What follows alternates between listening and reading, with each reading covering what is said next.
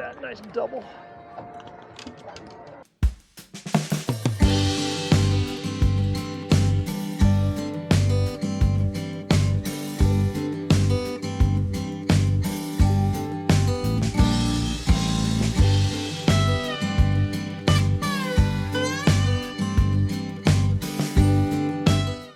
Welcome to another day on FV Grizzly Bear. We are fishing Purisma today. This is literally a first drift, first cast. Anyways, we got Kevin on board. We also got a friend of mine, Scott, on board. Hopefully gonna load up on browns. So one of my goals today is to go over with you guys what we do to keep these fish alive. Remember, our fishery here is a live fishery. Oh look, and I'm on. Oh, this is the right one too. Our fishery is a live fishery. That's what we focus on. And so our goal is to catch and retain these fish alive, and they get shipped to markets in San Francisco and Sacramento and Vegas. So what I'm going to show you guys today is how we keep them alive. Look at that one, Kevy. Oh man, he took my skirt off. Just want to show you what Scott just caught. There's a nice little cabby. So that's a gopher cod. We're going to punch him. So when I say punch him, what we do is we stick a 12 or 14 gauge hypodermic needle with a little syringe on there with the plunger taken out to let the air out of the swim bladder. I stick my thumb down in his throat, pushing on the swim bladder, and then let the air out. And then I'm slowly massaging the stomach as well. I'll be getting a better shot of that here in a bit. I did want to say that we have 2 tanks on board. These are 70-gallon, basically water barrels with removable lids that are plumbed at 1,250 gallon per minute pumps. These are live well pumps. Johnson 1250s is what I like to use because they're easy to maintain. They have a little cartridge that can snap in and snap out. Each tank has its own separate pump, and it just drains over the side. You guys can see where it drains over the side here. Pretty simple. Water coming in, water coming out. Keeps a constant flow of water over there. Very similar to, if not almost the same as a live bait tank. Now we get twice as much for fish when they're alive. So if we catch a fish and inadvertently kill it, we're going to get less than half of what we would get if we kept it alive. So it's super important to us to keep these fish alive, and super important to me for Scott to keep catching them. So this is a brown. Browns get punched in a similar fashion to gopher cod, except they have 2 swim bladders, one on each side. So I push the needle in just below the surface there, hit the one, and then push it all the way through, hit the other. There's a brown. Kev got a nice red. Now reds, for whatever reason at the market, we don't get any more for a red alive. So we go ahead and save space in our tanks by go ahead and killing them and putting them on ice. So I've got 60 pounds of ice in there, and we'll throw all the reds in the cooler so they're nice and fresh and bright color when we get them back to the market. Little spiel on how we keep our fish alive. Kevin just got a nice Cabezon. I'll give him nice Cabezon right there. Fishing's been pretty steady. This is really only the first drift. The first drift we set up on, found some fish right away, but we were drifting the wrong angle, so I had to reset, stay over the fish. So this is our first real drift. I might say it's been a good one. There's a nice red. So that's a red. Again, we don't punch reds because they don't bring us any extra money in the market. One of the most important things about keeping fish alive is to bring them up slowly. It's kind of like scuba divers, they have to come to the surface slowly.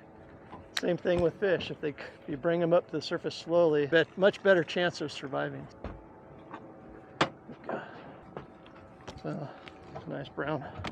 As is often the case, I left my rod while I went and took care of stuff, and now I'm on. You can probably see my rod just bouncing up and down over there.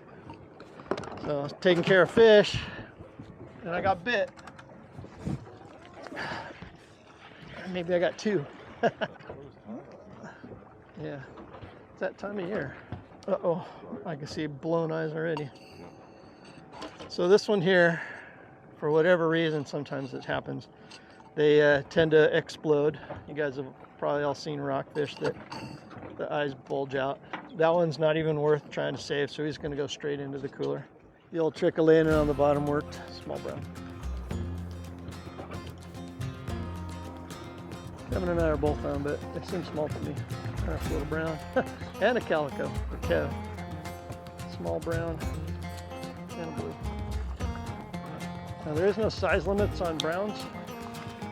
We do keep these because there's a lot of people at the market that like these smaller ones. So we still keep them. Kevin's getting worked over here, so I had to turn the camera back on. I don't know what he's got, but the red.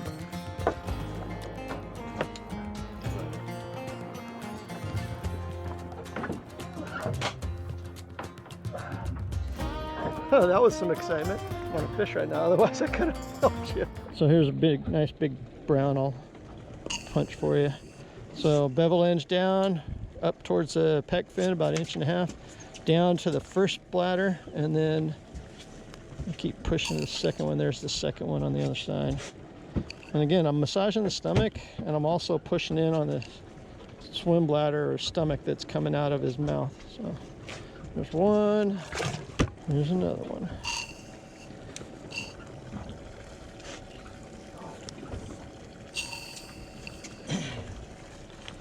There's the second one. These are both nice browns here. Try to get every last bit of air that I can out of there. But anyways, nice brown. Push it forward till the air comes out, and then I'm massaging his stomach and through with my thumb and his belly with my middle finger there. And this one here is going to be short. He's about 1/4 inch short. So he's going to go back. Oh, look at that. Fat gopher. And a blue.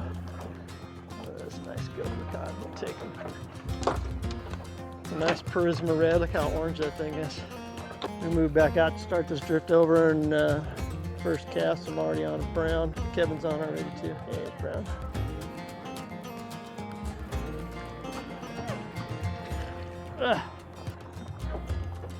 Double red and brown. Crap. Too much to fling over with the rod. Look at that sucker.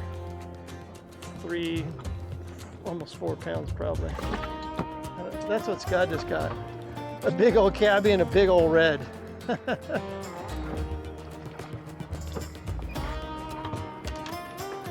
Kevin's on something nice. We don't know what it is, but it's taking him around the boat. Follow your fish, sir.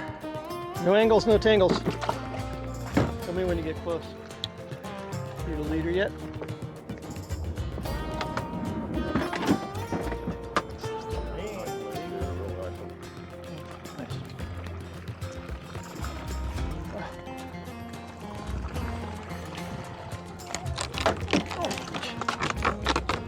Kind of came alive. Let me have it. You mind doing that? No, I don't mind. Wow, that's a fat.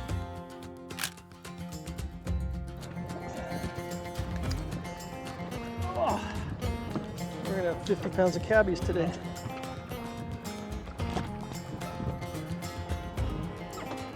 Oh, dude, check it out. Okay. It's a nice cabbie right there. Just a red. Sport boats would be having a cow over that, man.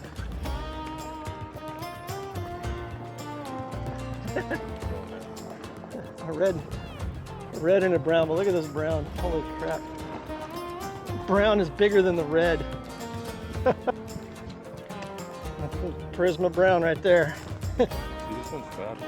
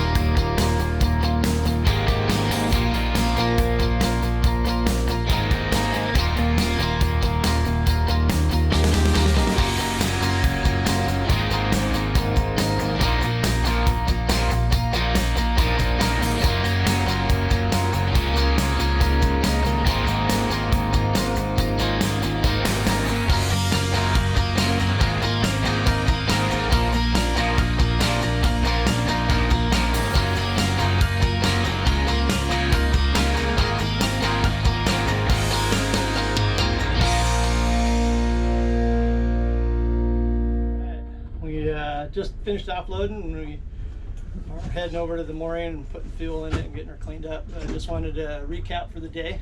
We ended up with 465 pounds of miscellaneous rockfish, over 200 pounds of browns. We had almost 100 pounds of reds, and over 85 pounds of lings. We had a really good day. Wish we had that kind of numbers every day. So 465 pounds is a really good day for us. So anyways, hope you guys liked the video. So thanks for watching and have a great day.